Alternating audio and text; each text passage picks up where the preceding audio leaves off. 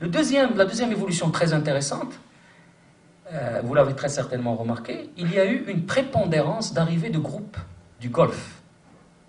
Et Ammar, d'ailleurs, ça a été problématique, parce que quand Ammar s'est cassé la gueule à Dubaï, il y a eu des répercussions. Quand vous allez au bol grec, il y a eu un pan du projet qui s'est complètement arrêté. D'ailleurs, je ne sais pas comment ils sont en train d'arranger les choses, parce qu'Ammar n'a pas payé les fournisseurs, a pris ses clics et ses claques et est parti.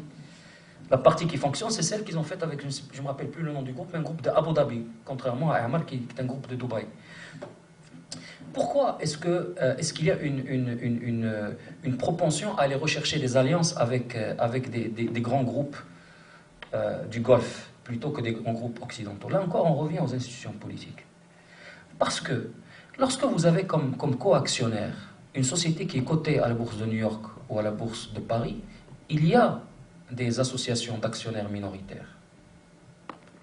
Il y a une justice indépendante. Ici, il est démontré que ces groupes-là ont commis des actes délictueux quelque part, ils rendent compte. Il y a la charte de l'OCDE contre la corruption. Donc ces groupes-là ne sont pas flexibles, sont de moins en moins flexibles. Je ne suis pas en train de dire qu'ils sont des saints.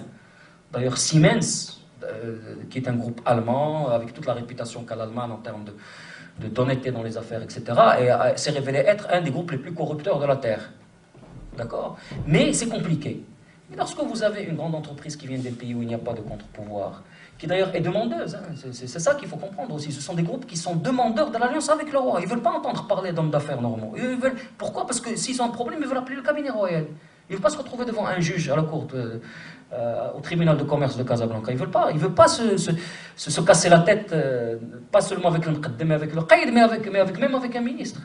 Eux, ils veulent un numéro de portable d'un conseiller de Sa Majesté qu'ils appellent et ils règlent le problème, c'est terminé. Et donc, il faut s'allier au roi directement. D'ailleurs, et alors, ça ne fait pas partie de votre question, mais ça me permet d'évoquer cet aspect des choses. Lorsque vous analysez ces montages financiers, ces grands projets où vous avez l'ONA, où vous avez du Ammar, où vous avez ces grands groupes, etc., en finance d'appoint, et pas seulement en finance d'appoint, en financier principal, vous retrouvez la CDG. La CDG est l'institution financière la plus importante du pays. La CDG gère l'argent de la sécurité.